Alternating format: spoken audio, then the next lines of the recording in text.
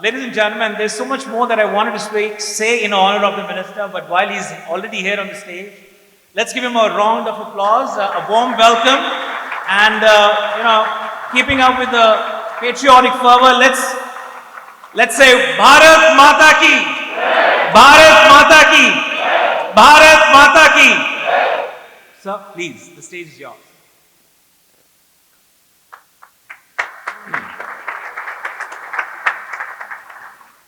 Thank you very much for the very warm welcome that all of you have given me today. Thank you, Sri Randir Jaiswalji, the Honorable Consul General of India in New York. Thank you, Mayor Hemant Maratheji, for gracing the occasion and giving me the privilege of meeting you. Another Mumbaikar, originally.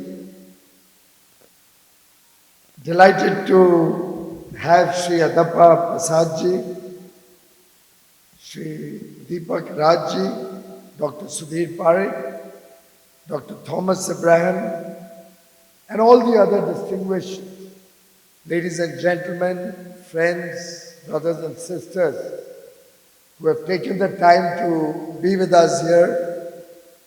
Thank you very much for honoring me with your presence and for giving me an opportunity to meet with all of you, to interact with you and celebrate Pravasi Bharat Divas along with all of you at this beautiful county. Is Edison a county or council?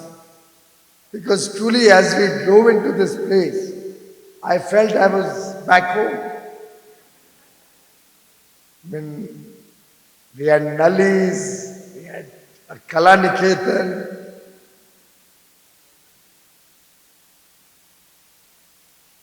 and I think there's something special in the area.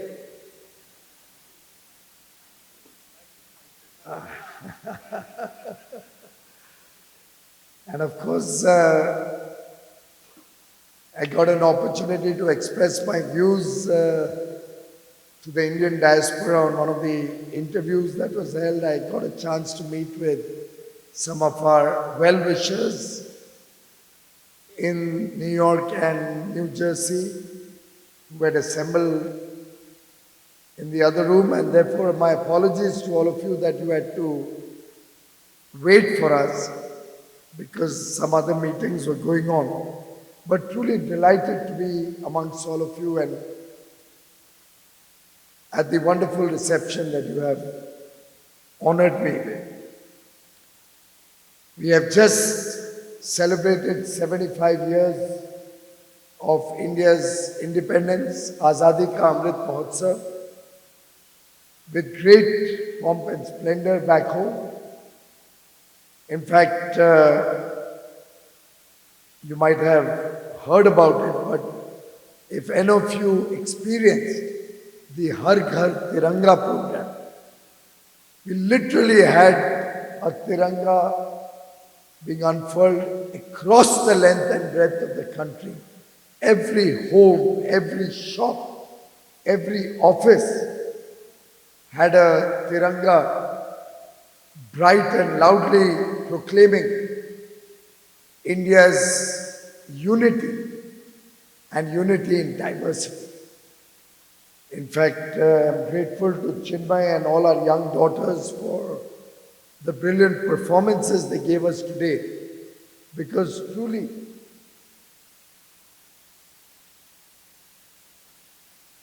it's very heartening to see India's culture and our traditions being kept alive by all of you.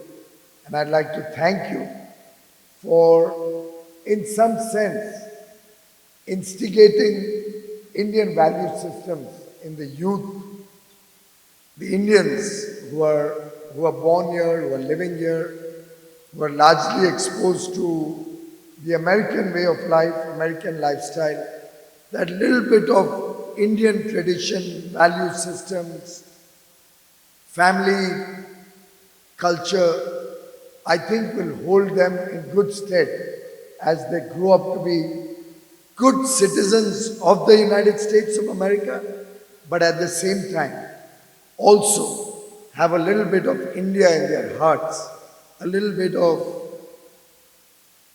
our own country, our own rich heritage as they grow up to be worthy Indians, proud Indians, but serve whichever country they choose to live and work in.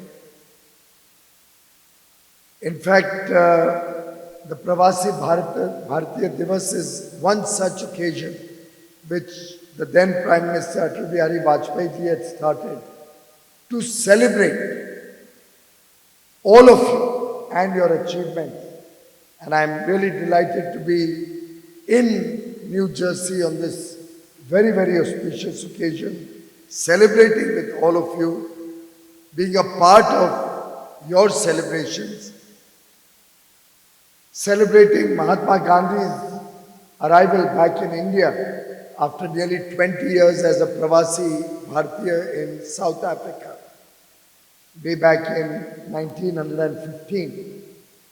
And truly, your contribution as NRIs, as persons of Indian origin, as overseas Indians, is well recognized and appreciated by 1.4 billion Indians back home who look up to you as the ambassadors of India, as the people who hold the Indian flag high in whichever country you live and work in, wherever you are serving.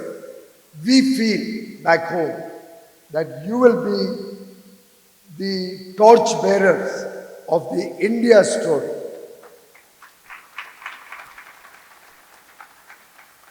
Over the years, I think the Indians in the United States of America have performed exceedingly well. Both the US and India are vibrant democracies. We both have very strong linkages and bonds of friendship, very strong geopolitical ties, huge interests in business, in trade, in economic well-being of both countries. In fact, India is happy that the United States of America is our largest trading partner. And as Prime Minister Modi recently said, India is the mother of all democracies. Bharat Loktantra ki janani hai. If we go back into our traditional scriptures, the Rig Vedas, the old texts in India thousands of years ago, we used to have strong democratic traditions. We used to have elections being held in India. आपने सुना होगा कई बार भारत में कहते हैं पंचों की राय ले लीजिए. Let us take the views of the collective community or the leaders of the community. This is something that's come into India thousands of years ago. I remember reading about Arthashastra and Kautilya, and in his works also, you will find a lot being written and spoken about democratic cultures thousands of years ago. As Mark Twain, the famous American author, had said, India is the cradle of the human race, the mother of history, the grandmother of legend, and the great-grandmother of tradition.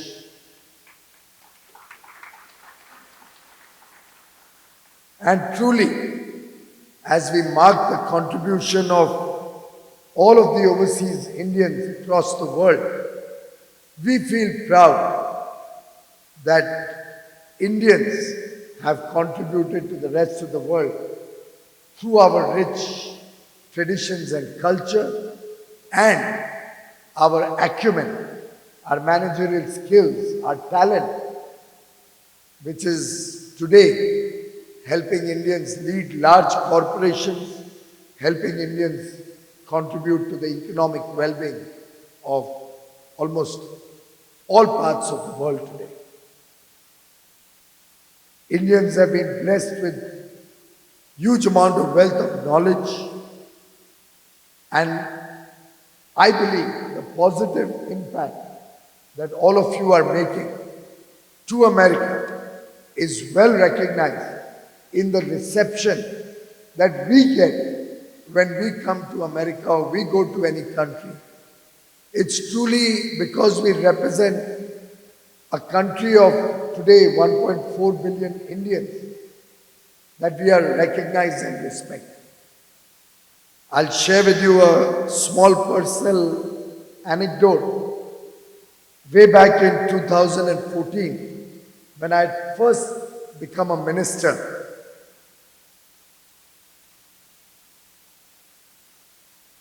I was visiting the United States, addressing the UN on a climate change conference.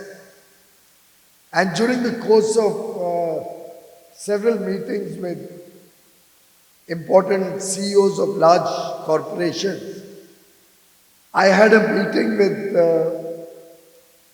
the CEO of probably America's largest fund.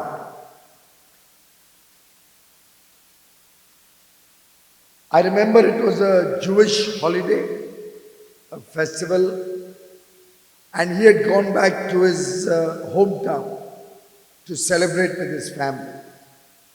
When the meeting with me was suggested, he actually flew down to New York and came to the hotel to meet me. I had a series of meetings and got slightly late, and he was waiting in my room. I had a very good meeting with him, amongst other meetings. And when I reached back home in India, I read the paper, and it seems the previous day, the list of the 100 most influential persons, Forbes or somebody, they all keep coming out with these lists of influential persons. Probably Obama was at the top of the list, number 1 or 2. And this gentleman was 5th or 6th on that list. Now, I felt very embarrassed when I read that list. I said, oh my God, I'd made him wait for my meeting. And I was seriously feeling very embarrassed. We had a cabinet meeting that day. When I went into the cabinet, I shared with Prime Minister Modi about my visit and about my meetings, including the meeting with this gentleman. And I also shared with him. And that's the beauty of working with Prime Minister Modi. He's so open-minded. He's somebody with whom you can really be very frank and exchange good and bad both.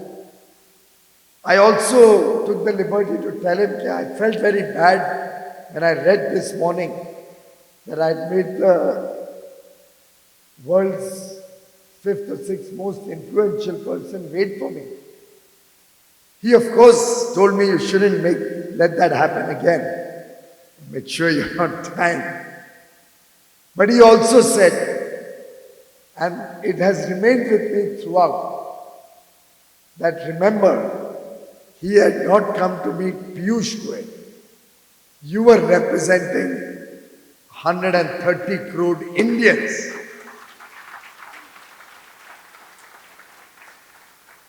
You were a representative of the future of the world. And today, 8.5 years later, I can proudly share with you that the world today looks up to Prime Minister Narendra Modi.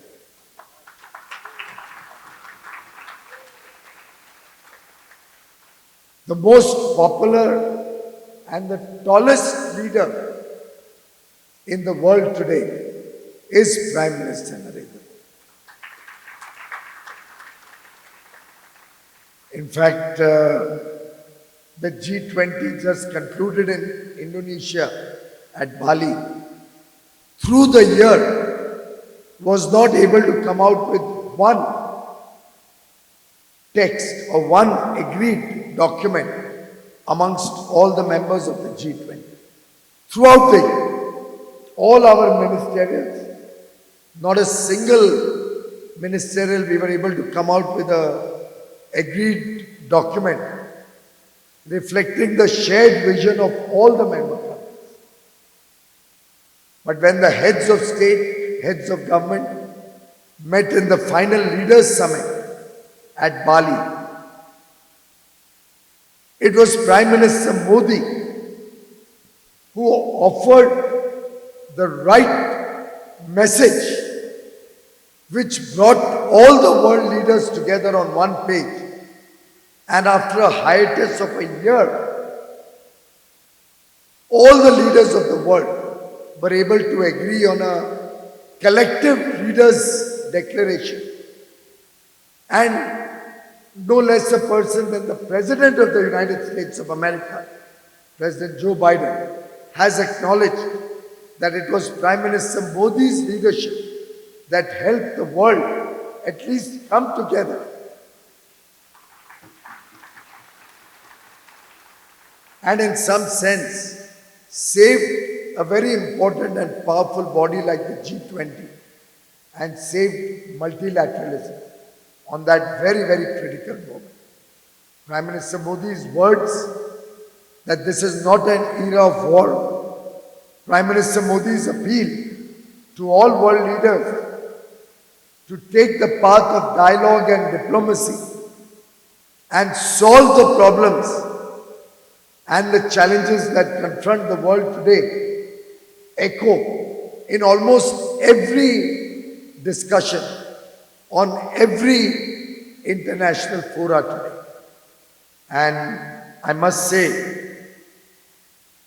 that all of you, ambassadors of the Indian ethos, the Indian thinking, the Indian way of working, in a way, bring to America, bring to the United States of America, that collective wisdom that we have learned, that we have grown up with in India and as Indians. And I am truly delighted that you hold the Indian flag high as you pursue your work here and continue to act as the living bridge between India and the United States of America. A big thank you to all of you for your contribution.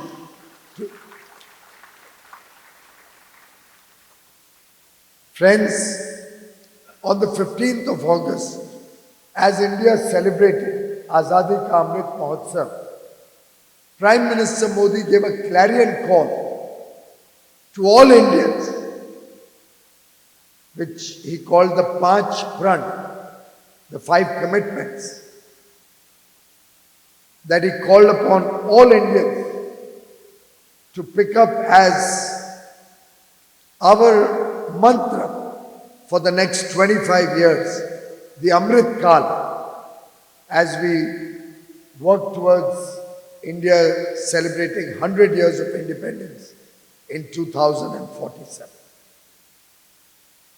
And I think, in a manner of speaking, the 5 commitments that he gave on 15th August 2022, Panch Pran, they reflect the collective aspiration of every Indian, whether in India or an Indian living anywhere in the world who continues to be a well-wisher of India. Prime Minister Modi articulated the aspiration of 1.4 billion Indians when he said that by 2047 we should all work to make India a developed nation, a prosperous nation.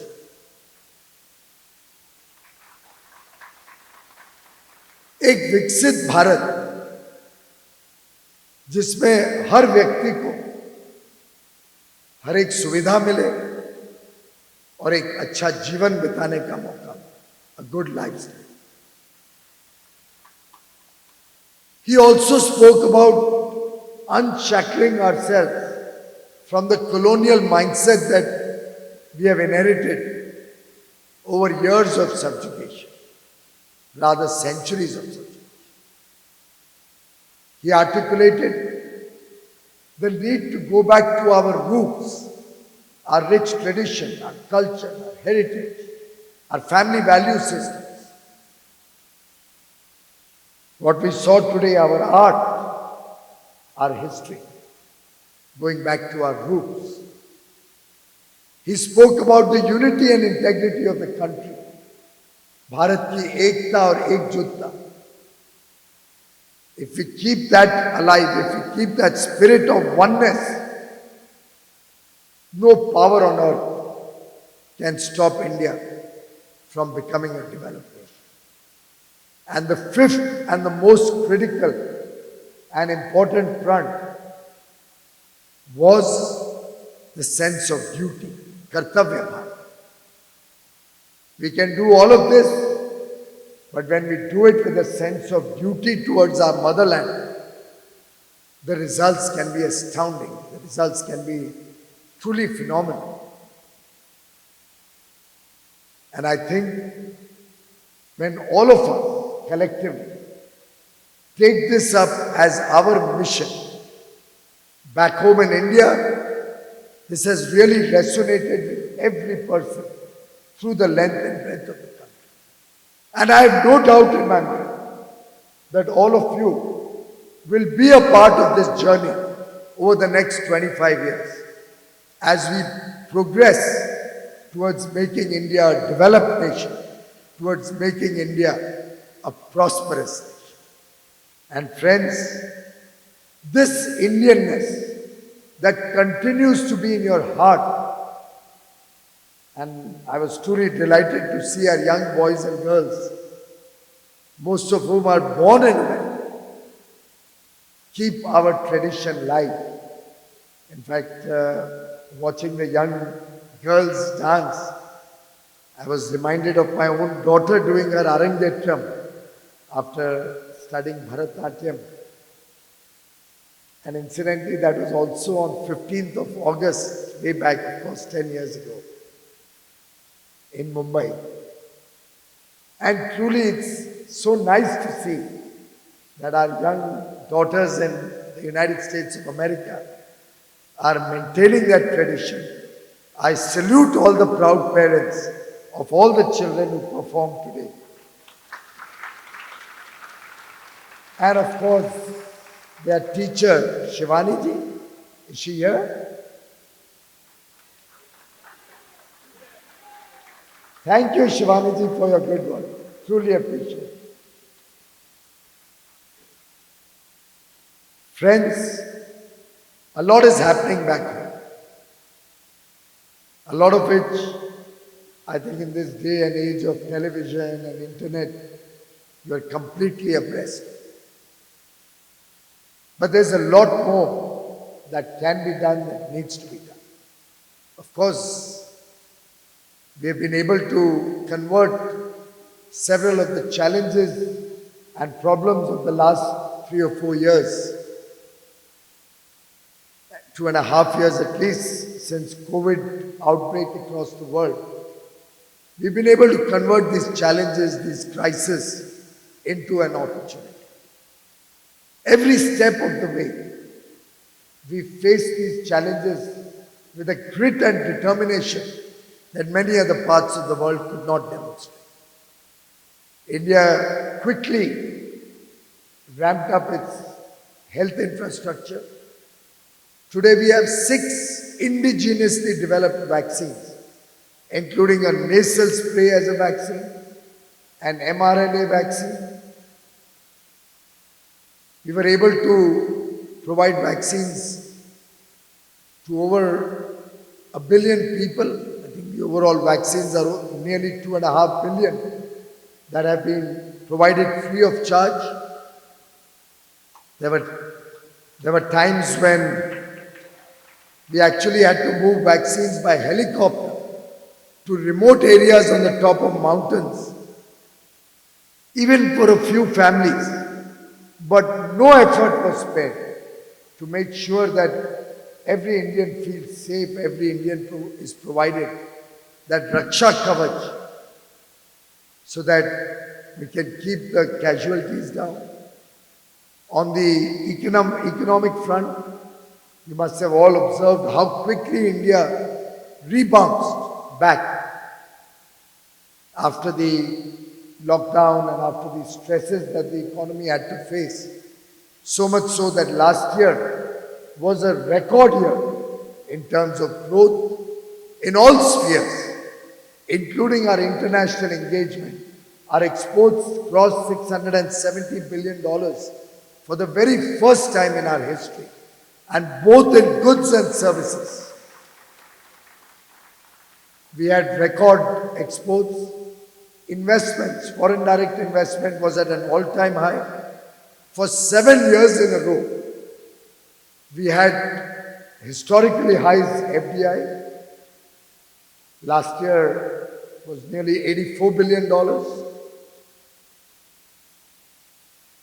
And over the last 2.5 years, we continued to provide food grains under the Pradhan Mantri Garib Kalyan Ann Yojana to 800 million lesser privileged Indians.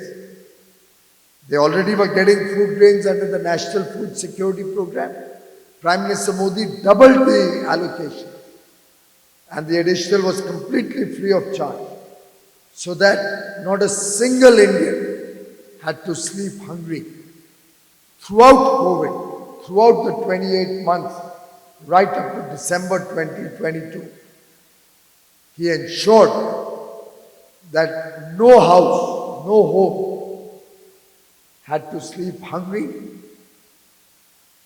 हर घर का चूल्हा जला. और अगर आप 100 वर्ष पहले की बात करें, when the Spanish flu hit the world. During the Spanish flu, it is said, and these are reports that we've read, that more people died of starvation in India than of the Spanish flu itself.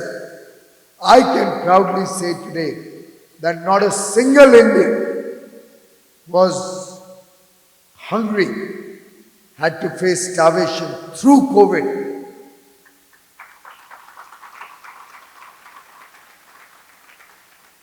Thanks to the very compassionate personality of Prime Minister Narendra Modi. All of you, the second largest immigrant group in the US, with your work right from the Silicon Valley to the East Coast, whether it's the influence that you have on American businesses or your contribution to the White House, you have clearly demonstrated tremendous capacity. The work that you're doing in the field of healthcare in the United States, the work that you're doing in the field of hospitality, journalism, science, technology, business management, engineering, in every field, the Indian diaspora has had a remarkable coming-of-age story. 90 out of the 1,078 founders of about 500 US unicorns are persons of Indian origin. In fact, President Biden's administration today has over 130 Indians serving the US government. I'm really delighted that this spirit of service that the Indian community represents is celebrated in the Pravasi Bharatiya Divas celebrations. And in fact, Atalji had articulated it very well, and I quote, "Success of every category of our emigrants all over the world testify to the indomitable spirit carried from the Indian soil.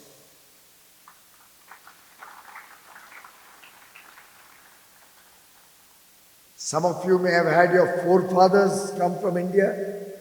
Many of you have come in your generation in search of a better life. This country has given you a lot, and I'm sure each one of you have given back to the United States of America manyfold.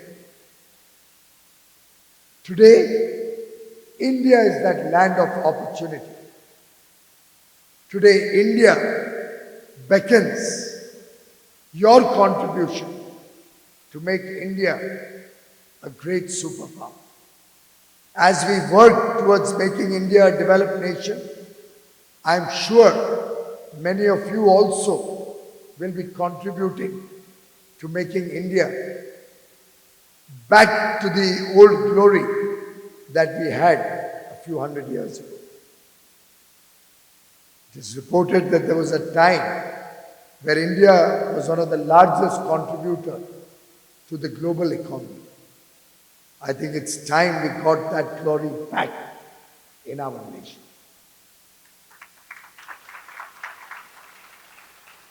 And I have no doubt in my mind, some of you as technocrats, some of you as investors, some of you as innovators and researchers, in different ways, will give back to your motherland also.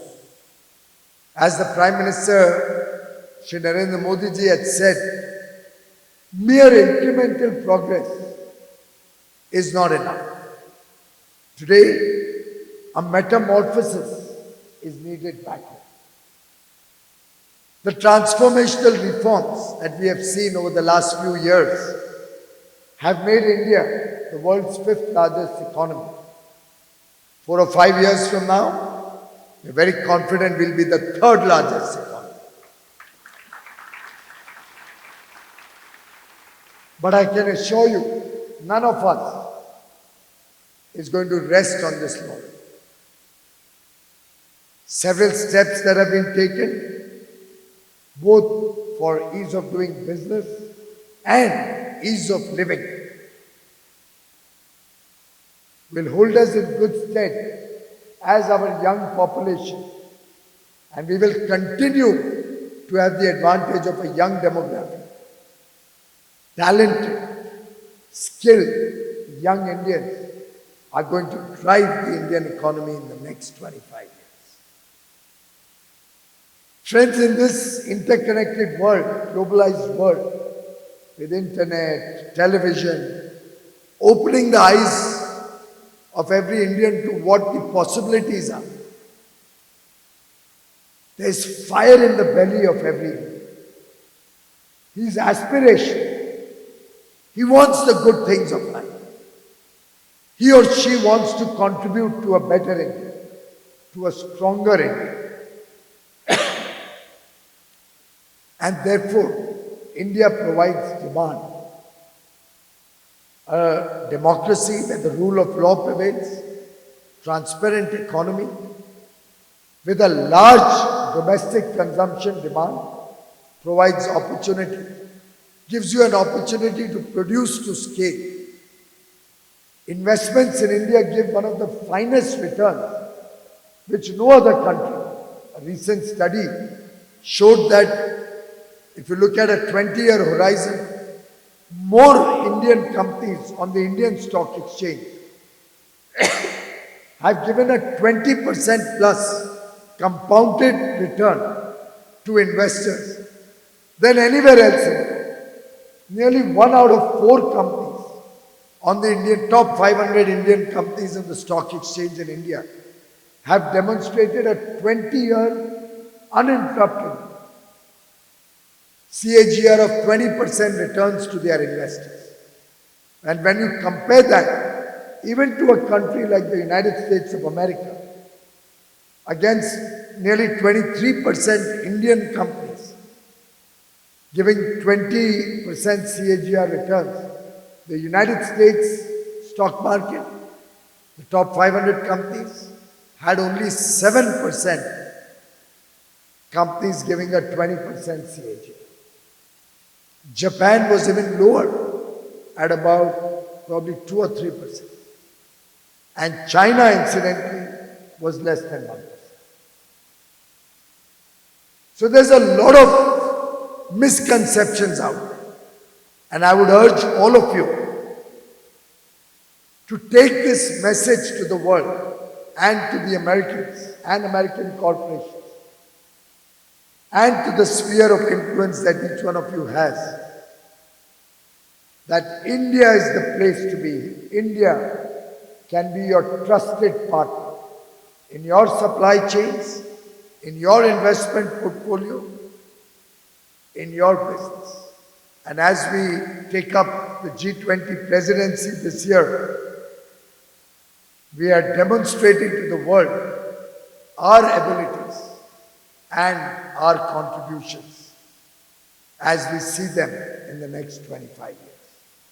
In this Azadi Ka Amrit Mahotsav, not only are we reflecting on our achievements, our glory, but focusing on ideas for this Amrit Kal.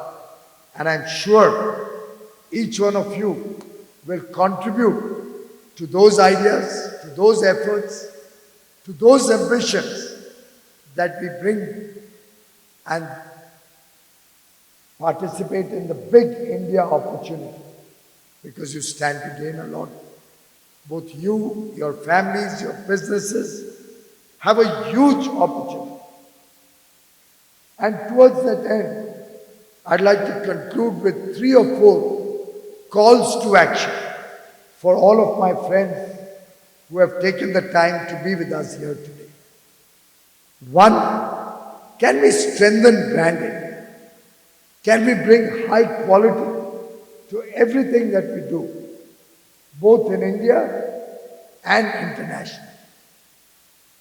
Can each Indian decide that you will have your weddings maybe back home in India?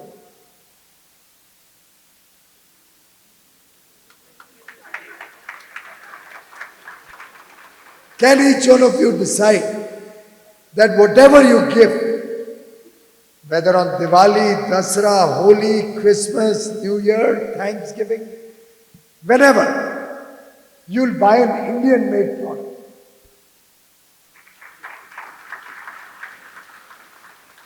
Maybe a handicraft, maybe a handloom,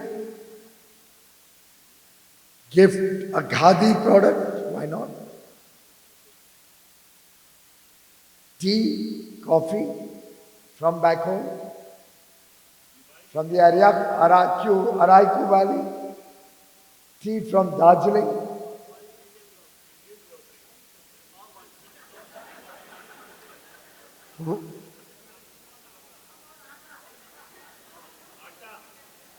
Prime Minister Modi says,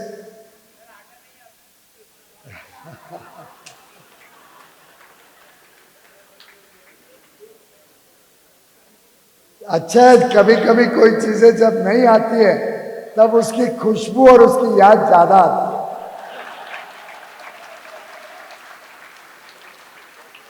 Otherwise we take things for granted.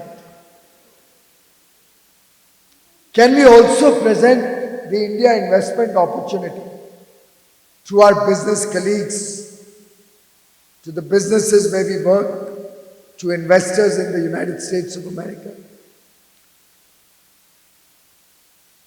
Can we contribute to India's growth story through a greater degree of philanthropy, knowledge transfer, innovations being taken to your own country?